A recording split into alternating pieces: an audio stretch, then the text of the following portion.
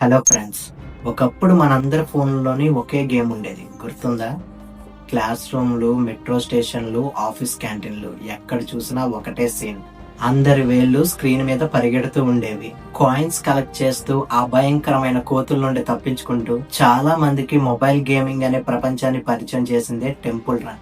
ఇది ఏమాత్రం అతిశయోక్తి కాదు, గెలవడంలో కాదు, ఇంకొంచెం దూరం పరిగెట్టడంలోనే అసలైన కిక్ ఉంటుందని ప్రపంచానికి నేర్పించిన ఆ గేమ్ తనే మొదలుపెట్టిన ఆ ఎండ్లెస్ రన్నింగ్ గేమ్ లో ఎందుకు వెనకబడిపోయింది? టెంపుల్ రన్ కథను ఈ రోజు మనం విశ్లేషిద్దాం. ప్రతి గొప్ప కథలాగే టెంపుల్ రన్ కథ కూడా ఒక చిన్న గ్యారేజ్ లో ఒక భార్యాభర్తల జంటతో మొదలైంది. వాళ్ళే గీత్ షెపర్డ్ అండ్ నతాలియా లికోలోవా.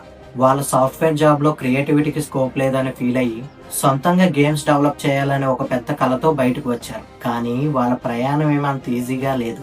ఒకటి కాదు, రెండు కాదు, వరుసగా ఫెయిల్యూర్స్. వాళ్ళ ఫస్ట్ గేమ్ ఇమాంగి ఒక వర్డ్ పజిల్, అది వర్కౌట్ అవ్వలేదు. తర్వాత లిటిల్ లెట్ రేస్ అనే ఒక రేసింగ్ గేమింగ్, అది ఫెయిల్. చివరికి మ్యాక్స్ అడ్వెంచర్ అనే గేమ్ రిలీజ్ చేశారు. కానీ దాని గేమ్ ప్లే మరీ కాంప్లెక్స్ గా ఉండడంతో అది కూడా ప్లేయర్స్ ని అట్రాక్ట్ చేయలేకపోయింది. కానీ కొన్నిసార్లు అతి పెద్ద ఫెయిల్యూర్స్ నుంచే బెస్ట్ ఐడియాస్ పుడతాయి. మ్యాక్స్ అడ్వెంచర్ గేమ్ ను అనలైజ్ చేస్తున్నప్పుడు వాళ్ళకు ఒక విషయం అర్థమైంది. గేమ్ లో ప్లేయర్ కాయిన్స్ కలెక్ట్ చేసే మూమెంట్ చాలా సాటిస్ఫైయింగ్ గా ఉంది.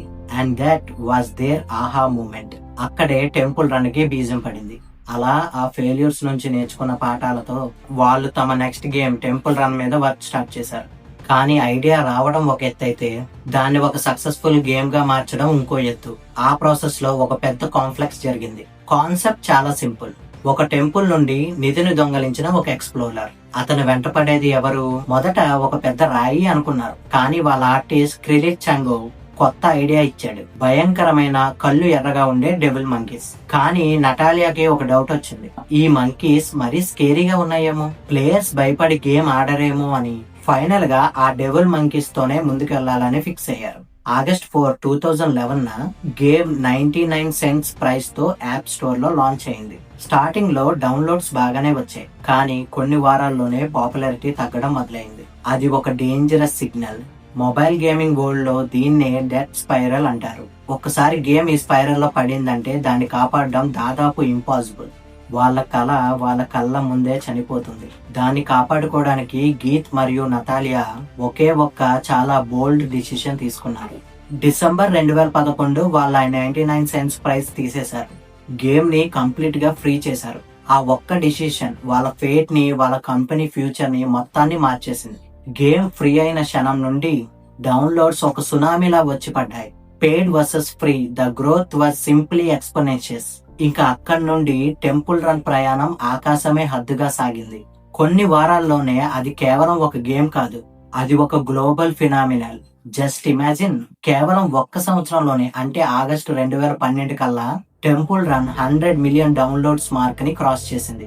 ఒక చిన్న ఇండిపెండెంట్ టీమ్ కి ఇది అన్బిలీవబుల్ సక్సెస్. ఇంకో షాకింగ్ స్టాటిస్టిక్ ఏంటంటే, ప్రపంచవ్యాప్తంగా ప్లేయర్స్ అందరూ కలిపి ఆడిన కంబైన్డ్ గేమ్ ప్లే టైం ఎంతో తెలుసా? ఏకంగా 54,000 సంవత్సరాలు. ఆ గేమ్ ఎంత ఎడిక్టివ్ గా ఉందో చెప్పడానికి దీనికన్నా ఇంకేం కావాలి? టెంపుల్ రన్ ఒక పాప్ కల్చర్ ఐకాన్ గా మారిపోయింది. iOS లో #1 ఫ్రీ యాప్, ఆండ్రాయిడ్ లో లాంచ్ అయిన 3 రోజుల్లో 1 మిలియన్ డౌన్లోడ్స్. డిజ్నీ లాంటి బ్రాండ్స్ తో Temple Run brave, Temple Run arch లాంటి కొలాబరేషన్స్. ఇక చెప్పాలంటే a real life legend, the fastest man on earth Usain Bolt Temple Run 2 లో ఒక ప్లేబుల్ క్యారెక్టర్ గా మారాడు. This was the peak. కానీ అంటారు కదా, ఎక్కిన ప్రతి శిఖరం ఏదొక్క రోజు దిగాల్సిందే అని. టెంపుల్ రన్ కథలో కూడా ఆ పతనం మొదలైంది. విచిత్రం ఏంటంటే, దాని సక్సెస్ కి కారణమైన విషయమే దాని పతనానికి కూడా కారణమైంది. అదే దాని కోర్ గేమ్ ప్లే. పరిగెట్టడం, తిరగడం, దూకడం, రిపీట్. ఇదే ఫార్ములా కొంతకాలానికి ప్లేయర్స్ కి బోర్ కొట్టించడం మొదలుపెట్టింది. వాళ్ళకి ఏదైనా కొత్తదనం కావాలి. సరిగ్గా అదే టైంలో టెంపుల్ రన్ సృష్టించిన ఈ ఎండ్లెస్ రన్నర్ జోనర్ లోకి ఒక కొత్త పవర్ఫుల్ కాంపిటీటర్ ఎంటర్ అయ్యాడు. దాని పేరే సబ్వే సర్ఫర్స్. టెంపుల్ రన్ యొక్క డార్క్, డెన్స్ జంగిల్ వాతావరణానికి complete opposite. Subway surface vibrant, energetic city vibe ని అందించింది. అప్డేట్స్ విషయంలో కూడా సబ్వే సర్ఫర్స్ ప్రతి నెల వరల్డ్ టూర్ పేరుతో కొత్త కంటెంట్ ను రిలీజ్ చేస్తూ ప్లేయర్స్ ని ఎంగేజ్డ్ గా ఉంచింది. ఇమాంగి స్టూడియోస్ ఎప్పుడూ ఒక చిన్న టీం, కేవలం 10 నుండి 12 మంది డెవలపర్స్. వాళ్ళ క్రియేటివిటీకి అదే బలం.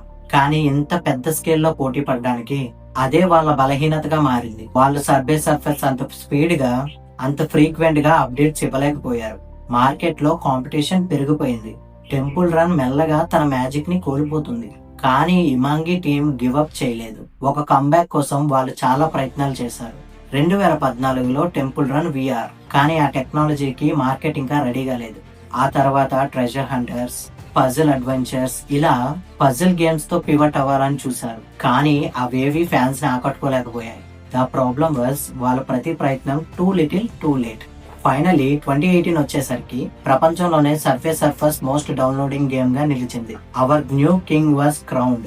The reign of temple run is officially over. Funny కదా, విన్నింగ్ లో కాదు, రన్నింగ్ లిటిల్ ఫర్దర్ లోనే అసలైన థ్రిల్ ఉందని మనందరికీ నేర్పించిన గేమ్. ఇన్నోవేషన్ అనే రేస్ లో మాత్రం ఆ లిటిల్ ఫర్దర్ రన్ చేయలేకపోయింది. ఇది కేవలం ఒక గేమ్ కథ మాత్రమే కాదు, ఇది ఒక పవర్ఫుల్ బిజినెస్ లెసన్. మార్కెట్ లో సర్వే అవ్వాలంటే నిరంతరం ఇన్వాల్వ్ అవ్వడం, కొత్తదనాన్ని తీసుకురావడం, అదే ఏకైక మార్గం. నాకైతే అదే ఫస్ట్ గేమ్. నా ఇంటర్ టైంలో మా ఫ్రెండ్ ఒక ఐఫోన్ తీసుకున్నాడు. అదే నేను ఫస్ట్ టైం ఐఫోన్ కూడా చూడడం.